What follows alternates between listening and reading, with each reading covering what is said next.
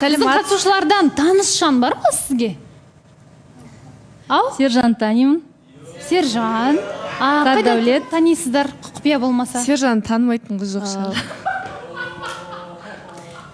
Сержан, қош келдің деген сияқты бір екі ауыз ештеңе айтпайсыз ба?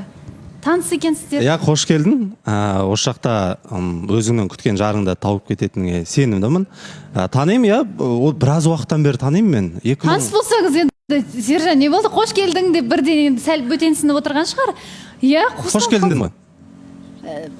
Мен Маржаннан сұрамастан бұрын деп жатқаным ғой, енді түсінбей қалдым мен. Иә. Жарнамада да келіп амандаспадыңыз. Жұмыс жасасқанбыз.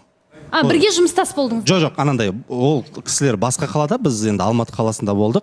Той жөнінде деп айта салайын, осылар қысқаша қайры. Солай, иә, Маржан?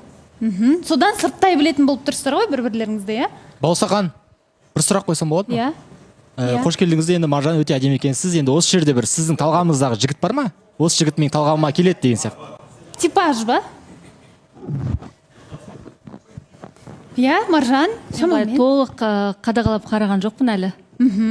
Бірақ бір жақын күндері білсек бола ма? Сырт келбеті осындай сияқты деген сияқты. Иә, болады.